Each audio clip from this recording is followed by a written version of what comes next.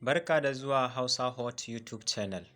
A wannan bidiyon ina so in sanar da mutane illoli da ake samu a bisa ga sa wannan ipod, ma'ana wannan earpiece ɗin ta yayi.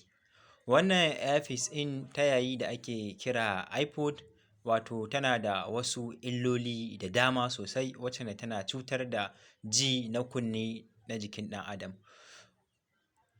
So abin da nake so mu sani da dama, shi wannan ipod ɗin akan sa shi ne a kan lokaci zuwa lokaci, ba wai akan sa shi bane tun daga wayewar gari har zuwa yammaci.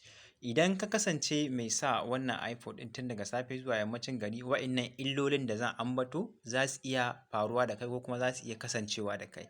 Misali, lokacin da za ka sa wannan ipod ɗin, idan ka saka shi bayan ka ciro shi daga caji, ka saka shi a kunni, yana illa direct.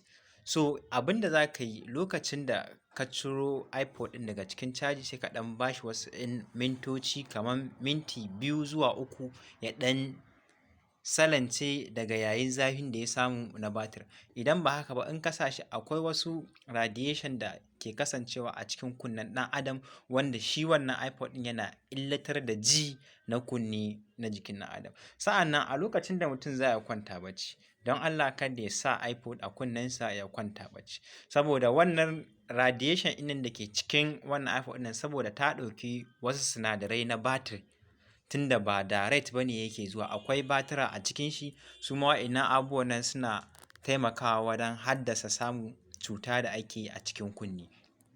So abu na uku kuma da zan yi bayani a kan shi, duk sanda za mu sa ipod a kunnenmu ya kasance za mu sa shi kada ya je sama da awa 2 zuwa 3 a kunnenmu. Misali, waɗansu sukan saurara waƙa, raye-raye, kaɗe-kaɗe da wannan ipod ɗin na tsawon lokaci da dama, wanda hakan yana hana kunni ya fahimta abin da ake faɗi a yayin da ake magana. So da dama za ka ga mutum ya saka ipod a kunni ba tare da ya sa waƙa ba, haka kurum, shi ma wannan yakan illata kunni, barin shi saboda yanayin zaman shi a cikin kunni shi ma yakan yi illa.